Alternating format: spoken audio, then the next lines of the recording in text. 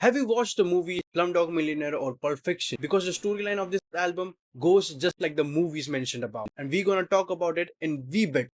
So our favorite Ariana Grande has dropped an album named Eternal Sunshine. So let's talk about how was Ariana in this album. As usual, she avoided auto-tune in this album, and I respect her for doing that. She was sounding raw. And there's one thing about her sigh. Like that sigh is so melodic AF. Yeah, I'm looking like a clown saying that, but it is what it is. As a matter of fact, her sighs, her melodic sighs precisely suits me, literally makes me feel so calm. As there was no to auto tune, she used reverbs. Most of the time, the reverbs were really dandy, and sometimes they literally were like, meh, delete that shit. That's what it made me feel. Ariana was very relatable to me in this album. She was connecting to me seamlessly. This connection was like this. It's so easy, so dandy, so smooth. The way she was very much herself. She was totally transparent. She was like an open book in this album. She was flaunting of her flaws. Hmm, who does that? Who does that? She was doing it. Nobody's perfect, right? She is imperfect too. And the way she was expressing it in the whole album, as a matter of fact, in the song Imperfect, she was showing how imperfect she really is. Not for the guy, but in as a person, as a human being, how imperfect she is. She's anxious, she has a messy life, she is, I mean, like everybody of us. If we don't judge the person as per his or her Instagram reels or post, but actually look into their real life, this is what everybody is. And the way she is, pulling the person out of the social life and showing the person how the person is in real life, it is applaudable. And this is one of the many reasons I like this album, though the album is mid. And that was just the tip of the iceberg. She expressed her views in a very poetic and artistic manner. Like I told you, she was flaunting her flaws, and she this was amazing. She actually connected the constellation, the stars constellation, with sex. How could you do that? How somebody does that? I don't know. But I do remember back in 2011, Kanye West did something like that in this album, My Beautiful Dark Twisted Fantasy, and in the song Devil in the New Dress, he says, put your hands to the constellation. The way you look should be a sin. You must sensation. Season. We love Jesus, but tonight I need some consolation. That was dandy as fuck. Yeah, Miss Grande was inspired by Kanye West. So here's one thing I really found like average, because her voice is raw. She is using her own voice, not the auto-tune one. So she must, this is the seventh album. She must have a different personality or something of a different voice that makes her a different human being, a different personality, because her voice sounds the same in everything. She does not even bring different styles, different flows. Yes, there were little different flows, but her voice delivery was just the same in most of the songs.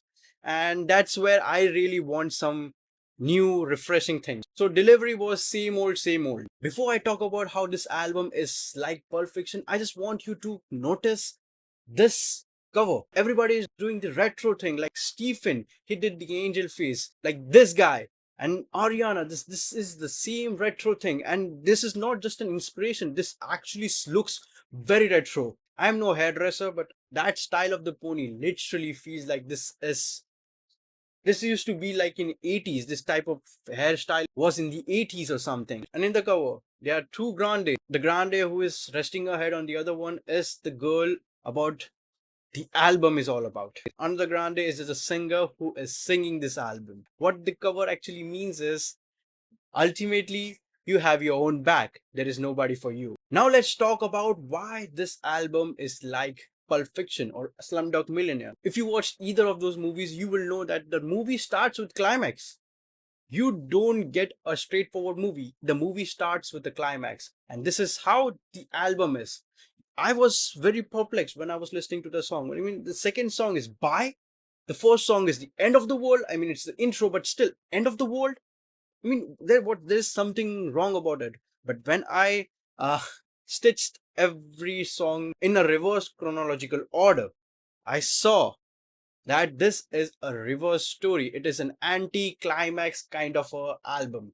So you have to start with the ordinary song, that is the 13th song. In that song, she finds a guy, and the ordinary things does not seem ordinary to her anymore. I mean, she's in love again. As the story progresses, she finds herself very unfit for that person because she has a lot of emotional baggage. She has a lot on the table already. She is distressed, she is messy, she is a lot of those emotional things, which is a red flag for a guy. That's why she says that I'm not perfect for you. And she actually wants to prevent this love thing because she is over it. However, the guy accepts her with all the emotional baggage, and these two guys really hit it off. This is just situationship. She is just friends with that guy.